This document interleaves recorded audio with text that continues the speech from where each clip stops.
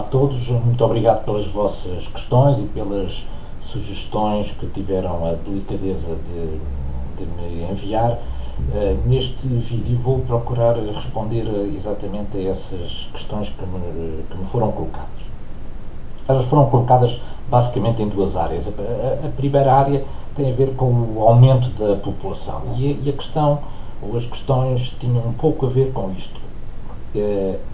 Se é verdade, se é indesmentível, que a população continua a aumentar a nível mundial, ainda que, como eu também tive a oportunidade de mostrar, o ritmo de crescimento tenha agora tendência a diminuir, mas em números absolutos a população continuará a aumentar.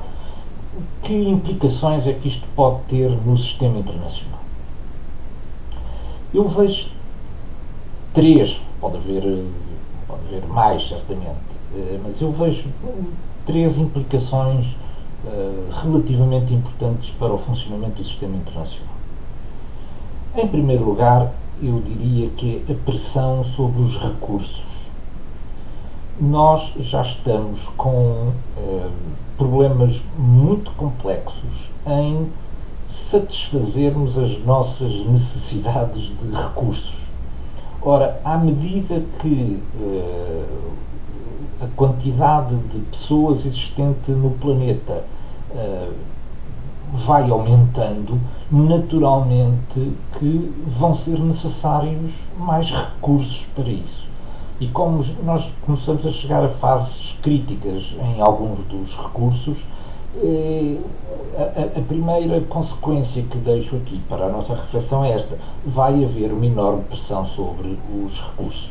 E as pressões sobre os recursos acabam normalmente em aspectos de conflitualidade, porque os recursos são finitos, estão desigualmente distribuídos no planeta e quem os controlar tem necessariamente uma vantagem competitiva do ponto de vista estratégico sobre todos os outros. Portanto, fixar esta coisa, a primeira questão é: vai haver um aumento da pressão sobre os recursos. A segunda questão, ou o segundo ponto que eu gostava de deixar aqui para reflexão, é a questão da pressão sobre o ambiente. É que mais pessoas vão também ter uma pegada maior sobre o ambiente. Vai ser preciso, por exemplo, alojar essas pessoas, o que significa que as megacidades que nós, enfim, hoje em dia já conhecemos, terão ainda uma tendência para ainda aumentar, porque havendo mais população, essa população não vai necessariamente para os campos. Essa população irá sobretudo para as cidades. E, portanto, aquilo que era já um monstro enorme, difícil de gerir, que são as megacidades, tornarão este problema ainda mais complicado. E as megacidades são também produtores enormes de poluição, de detritos, de necessidades básicas e, portanto, haverá aqui uma pressão sobre o ambiente que também é importante referir. Depois, talvez a mais complexa e até talvez a mais premente, e aquela que preocupa certamente mais o nível político dos Estados, é a questão que eu defino como a pressão transfronteiriça. É que os crescimentos populacionais, como tivemos oportunidade de ver nos gráficos que mostrei durante a nossa sessão, são muito desiguais entre continentes, não é? E um continente que está, digamos, neste momento numa fase de crescimento muitíssimo aguda é a África. Por outro lado, a Europa está com uma crise demográfica absolutamente incrível, não é? Como vimos na distribuição etária da população, já há uma população muito envelhecida e, portanto, muitas pessoas já acima dos 70, dos 80, dos 90 anos. Ora, esta pressão transfronteiriça vai trazer problemas para a Europa. Não há como, digamos, ultrapassar isto, porque a população que vai crescer em África não vai nem para a China, que é muito distante, não vai nem para a Índia, que também é já super populosa, e também não tem meios para atravessar o Atlântico e ir para a América do Sul. Portanto, toda esta população em crescimento em África irá exercer uma pressão enorme do ponto de vista de uma pressão transfronteiriça, exatamente sobre a Europa, que é o continente que está mais perto. Não há soluções óbvias para isto. É evidente que a solução mais equilibrada seria encontrar a nível mundial os equilíbrios e as dinâmicas suficientes para que fosse possível reter, dar trabalho e dar qualidade de vida a estas novas populações nos respectivos continentes. Mas não sei se existe essa vontade nem essa disponibilidade do ponto de vista económico e financeiro para o fazer. Portanto, a pressão transfronteiriça será provavelmente aquela que a mais curto prazo, ainda mais depressa do que a pressão sobre o ambiente e sobre os recursos, irá fazer-se sentir, porque os desequilíbrios de crescimento demográfico são enormes entre os diferentes continentes. Outra questão que está colocada, que não tem diretamente a ver com a questão a questão da aula de hoje, mas tem a ver com os vídeos que coloquei em suporte da aula de hoje e também um bocadinho ligada ao vosso trabalho, é a questão de saber de que maneira é que se pode perceber o apoio, o investimento de um Estado em atores não estatais que atuem fora das suas fronteiras. Eu diria que quando um país está sob uma pressão grande da comunidade internacional, tem que ter uma estratégia que lhe permita aliviar essa pressão. E um caso clássico que vem sempre a ser utilizado, não é? Já o Tucídides dizia que o melhor era pagar melhor aos mercenários de Atenas para que eles ajudassem antes os inimigos de Atenas, é ser capaz de criar manobras de diversão no exterior do país que está sob pressão, por forma a que os atores de nível regional ou de nível mundial sejam obrigados a perder tempo, recursos,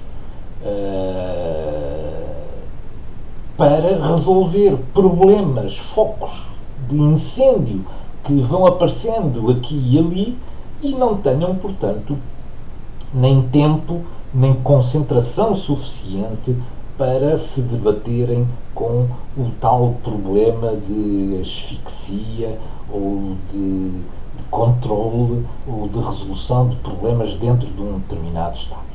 Portanto, é uma técnica que é uma técnica muito antiga que consiste, portanto, em eu, sob pressão, o que vou fazer é vou colocar um problema nos vários estados que me rodeiam ou no sítio onde eu tiver influência sobre grupos, por forma a que esses grupos possam causar manobras de distração e impeçam que a comunidade internacional se foque exclusivamente nos problemas que estão dentro do Estado. Isto remete para um problema que tem também a ver com o problema da maneira como nós europeus, criamos fronteiras, por exemplo, no Médio Oriente ou em África. Isto é, nós atendemos pouco a questões de sentimentos de grupo na altura de traçar fronteiras e deixamos grupos que eram muito unidos por questões de natureza étnica ou de natureza religiosa, deixámos espalhados por vários países. O que vai permitir que cada um desses países disponha sempre de um conjunto de minorias aqui e ali que pode motivar para estratégias de diversão no interior dos outros Estados.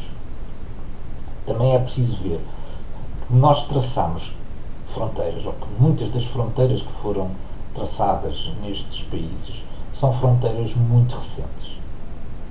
Isto é, as pessoas, o sentimento nacional de pertença a uma determinada nação não é ainda muito forte porque as nações, na verdade, são muito recentes. O que é antigo é a tradição, a cultura, a religião, etc. E, portanto, esses elementos de natureza mais cultural e de natureza mais diversa tendem a ter até mais força do que o elemento de pertença a uma determinada nacionalidade. Isto é, eu posso me sentir, vamos imaginar, eu posso me sentir mais xiita do que saudita, se eu for um xiita que vive na Arábia Saudita, apesar de ter nascido na Arábia Saudita. Isto é apenas um exemplo de como nós criamos Estados que são Estados muito recentes e, portanto, o sentimento de natureza nacional não teve tempo ainda de se sobrepor aos sentimentos mais tribais e de grupo ou religiosos, etc., que se estão constituídos já há largas centenas de anos. E, portanto, esta questão de ser capaz de criar problemas fora das nossas fronteiras para que os outros se distraiam em vez de estarem apenas preocupados com aquilo que passa no meu interior, certamente que é uma manobra estratégica interessante. Por outro lado, a criação de um ambiente de crise de natureza regional também reforça a liderança de quem está sob pressão internacional. Isto é, as lideranças internas estão sempre mais salvaguardadas da opinião pública do próprio país quando podem apelar a sentimentos de natureza mais nacional, porque, na verdade, criaram um ambiente que parece que estamos rodeados apenas de inimigos e, portanto, é importante manter uma certa unidade nacional. Isto reduz claramente a capacidade de uma oposição poder ter efeito. E pronto, o que eram estes os aspectos que correspondem às questões que foram aqui levantadas. Vemos daqui a uma semana, na próxima terça-feira, então aqui estaremos de novo. Muito obrigado pela vossa atenção e tenham uma boa semana.